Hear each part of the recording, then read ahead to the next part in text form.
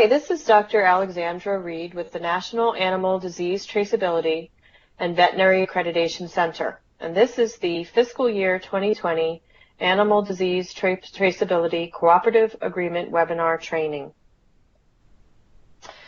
The FY 2020 ADT Cooperative Agreements will adhere to the guidelines I'm going to review during this presentation, which includes the 4 overarching goals to advance ADT, which were established by USDA in 2018.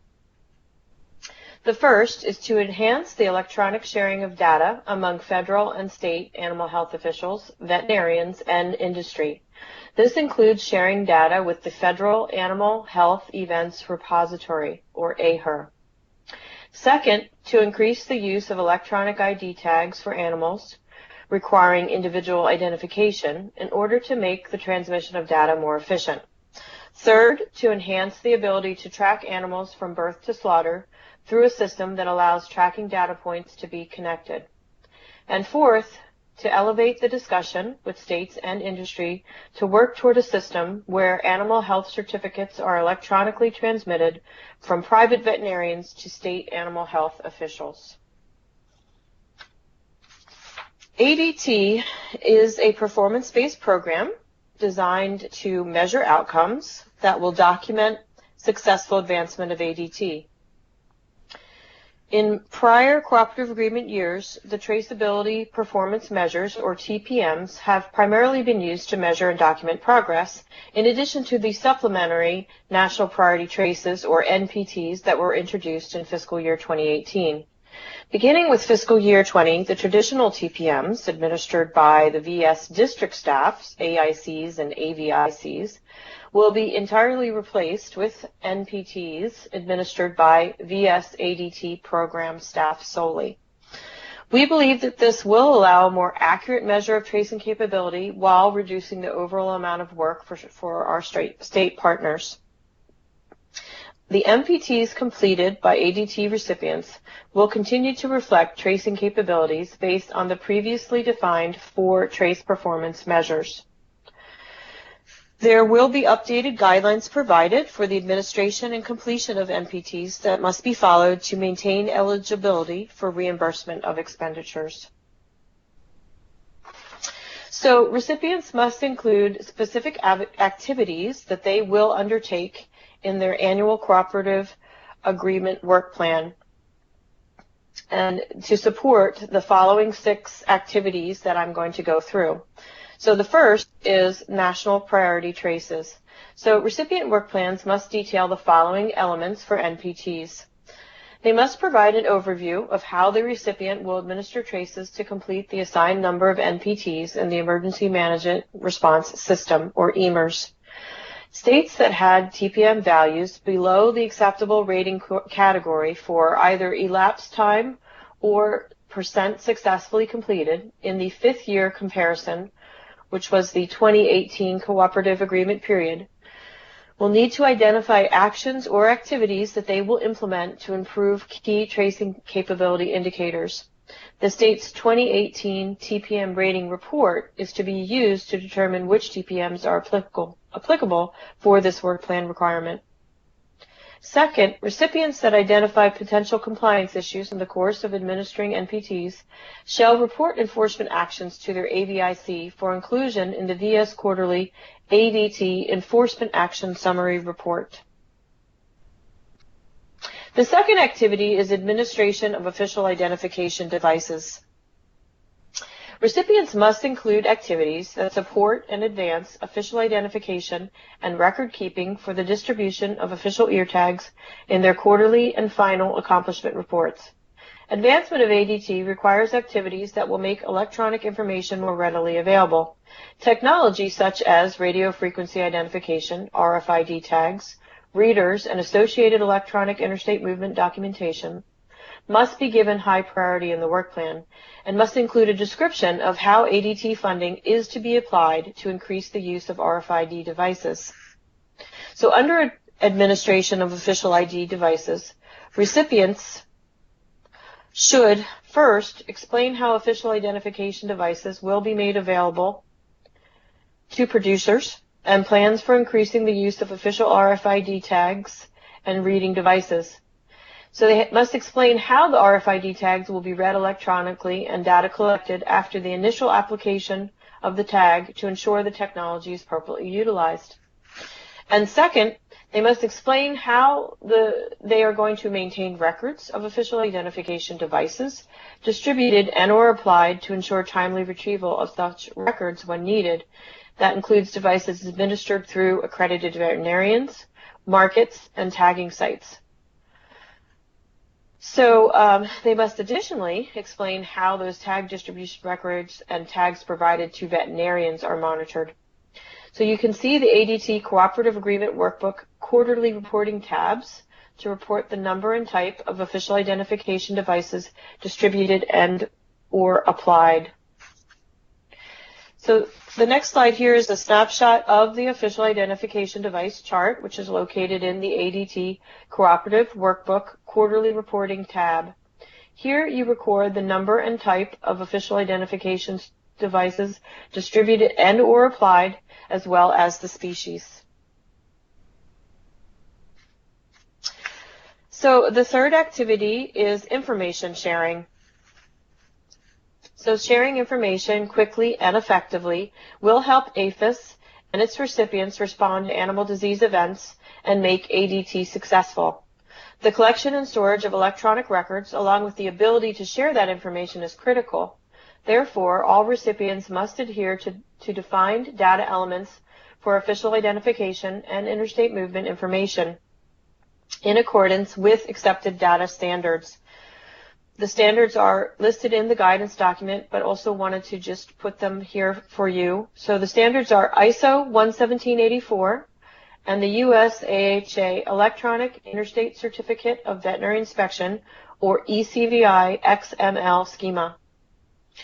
Integration of systems and or communication processes to support efficient data sharing options must also be documented in the work plan, as well as documentation of the need to enhance any existing systems to utilize recognized standards for sharing data and integrating systems. So that an example would be developing the ability to send or receive the US AHA ECVI Data Exchange Standard XML message. So under information sharing, recipients should first explain what systems are being used to support traceability and describe the process and in what format APHIS and other states will be provided access to the data when needed. Recipients must include a description of systems utilized for the distribution of the official identification, program disease, and movement record keeping. So it's important to note that contributing summary data from the state system, so whether that be USA HERDS or Core 1 to AHER, is a very high priority for ADT.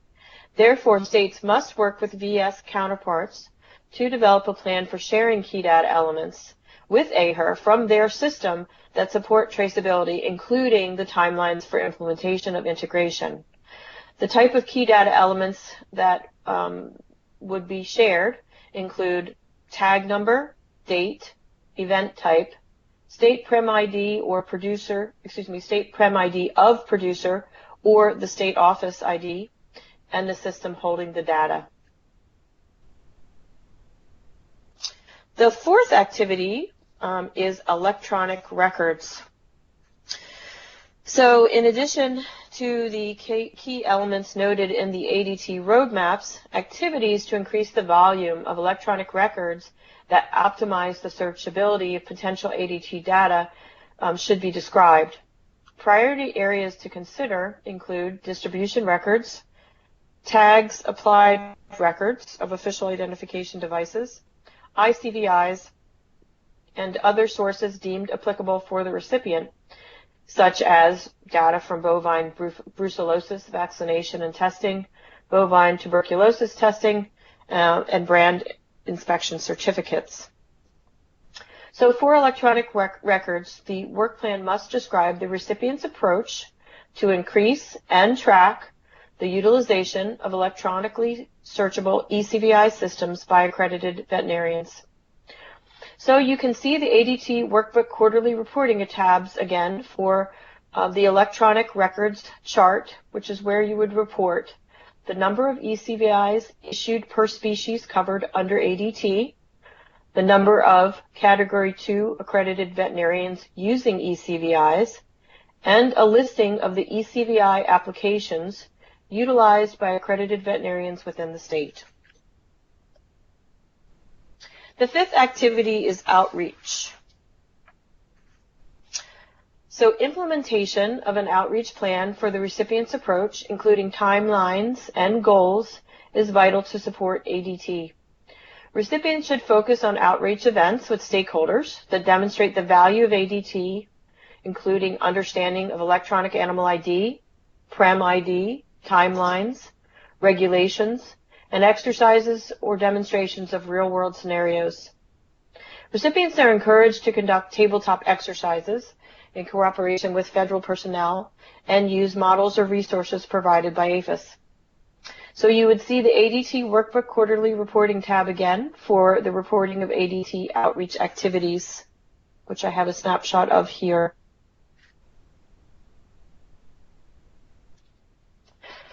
The sixth and final activity is compliance and enforcement.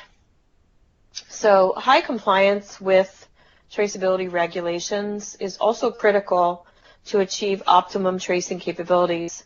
While APHIS is the lead on the regulations defined in 9 CFR Part 86, recipients are encouraged to work cooperatively with federal resources on activities that will support compliance with and enforcement of ADT, particularly when the state has regulations that do align with the federal regulations.